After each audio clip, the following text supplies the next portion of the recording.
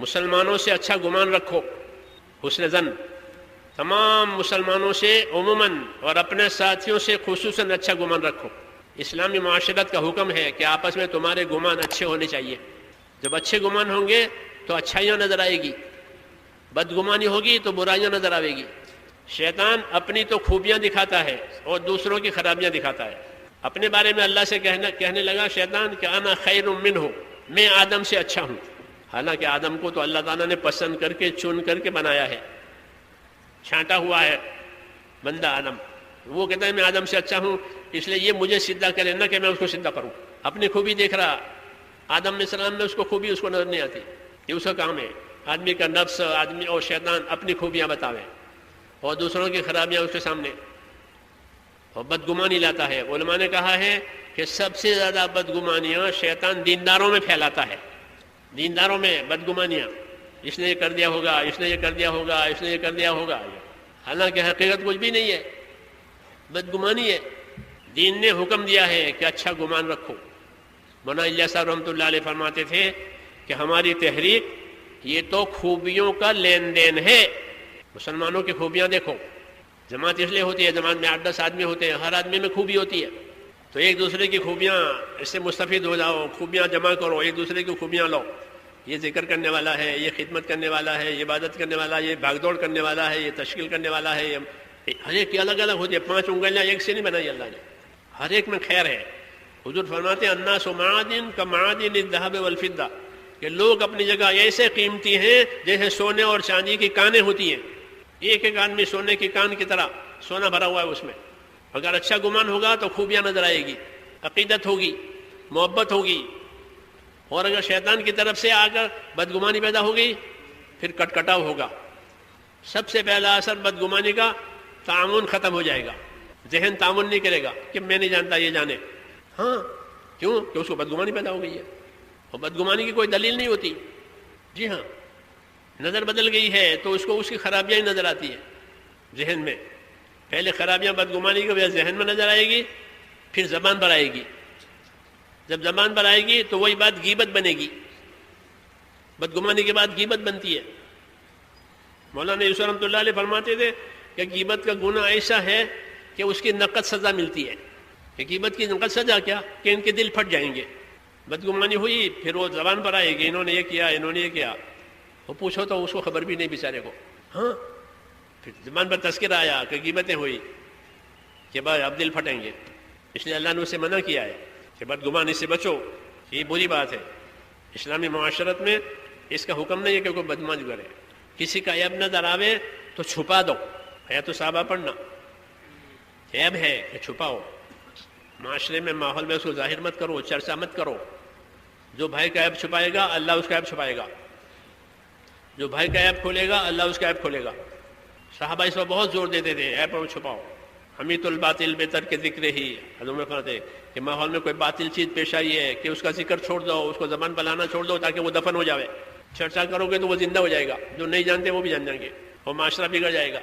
یہ سب بدگمانیوں کا اثر ہے، یہ حرام ہے، کیونکہ غیبت پہ لے جائے گا، پھر غیبت توڑ پر لے جائے گی، اور جب توڑ آیا یہ ساری کوششیں ختم، آگ لگ گئی، آگ لگ گئی۔ اس لیے حکم ہے کہ صبر کرو، کوئی بات نظر بھی آوے ناگوار کہ صبر کرو، منہ بند کرو۔ رائےوں میں اختلاف صحیح ہے، رائے میں تو اختلاف ہو سکتا ہے، اس کو اختلاف کہتے ہیں، یہ رائے ہے، یہ رائے ہے۔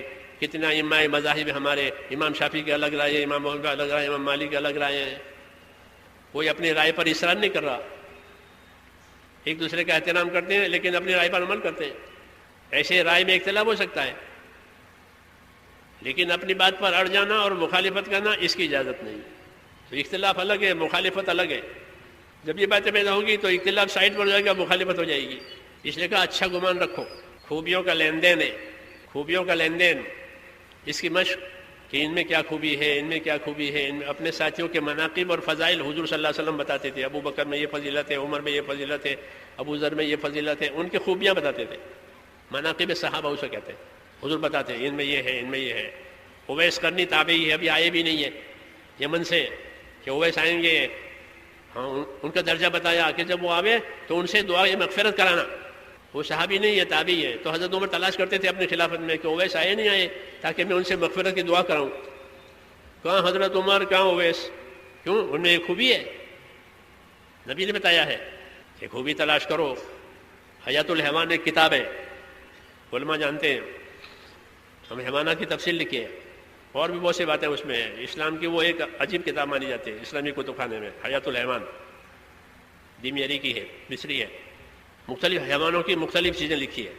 تو اس میں قصہ لکھا ہے کہ ایک بزرگ کہتے تھے کہ مجھے ہر چیز میں خوبی نظر آئی ہے، ہر چیز میں. جب کوئی بڑا آدمی ایسا کہتا تو پھر سوال کرنے والے سوال کھڑا کرتے کہ آپ کو ہر چیز میں خوبی نظر آئی؟ کہ ہاں. کہ خنزیر میں کیا خوبی ہے؟ کیوں؟ اسلامی شریعت میں وہ نجس العین ہے، پورا ناپاک ہے، اس کی کوئی گنجائش ہی نہیں. کہ آپ نے اس میں کیا خوبی دیکھی؟ کہ ہاں اس کی ایک خصلت ہے. کہ کیا خصلت ہے؟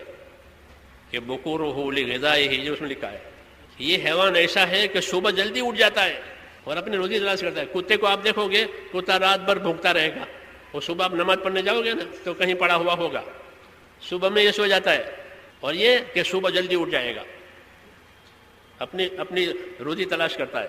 یہ اس کی خصلت ہے، یہ میں نے اس میں دیکھی. بکورہ لغذائہ. تو خوبی تلاش کرنے والے کو ہر چیز میں خوبی ملتی ہے، اور جس کی نظر خوبیوں سے بند ہو جاوے تو لوگ نبی کو پاگل کہتے تھے کہ نبی کے پاگل ہے. ہاں تو ان کو پاگل پر نظر آیا، نبی کا دیوانگی نظر آئی. ہاں نعوذ باللہ. ابو لہب کہتا تھا کہ یہ جھوٹا ہے، حضور صلی اللہ علیہ وسلم اس کو جھوٹ نظر آیا، یہ پاگل پر نظر آیا.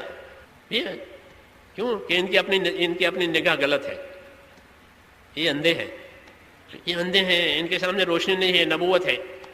تو آدمی کا دل اندھا ہو جاتا ہے، خرابیاں نظر آتی ہیں. تو تبلیغ میں اس کی مشق ہے. مسلمانوں کی خوبیاں دیکھو، شہر والوں کی خوبی الگ ہے، دیہات والوں کی خوبی الگ ہے، تاجروں کی خوبی الگ ہے، ملازمت کرنے والوں کی خوبی الگ ہے. مولانا الیاس صاحب میوات والوں سے کہتے ہیں تمہارے اندر دو خوبیاں ہیں. کہ کیا دو خوبیاں؟ کہ سادگی ہے، سادگی ہے زندگیوں میں، اور جفا کشی ہے. کہ تمہارا جو دو خوبی ہے، یہ دونوں خوبیاں دین میں بڑی مددگار ہیں، سادگی اور جفا کشی. تو ان کی خوبیاں دیکھتے تھے، حالانکہ وہ سب اس زمانے میں جہالت زیادہ تھی. مولانا کو اس کی خوبیاں نظر آتی تھی، اس لیے ان خوبیوں سے ان سے کام لیا اور انہوں نے کام پر کھڑا کر دیا.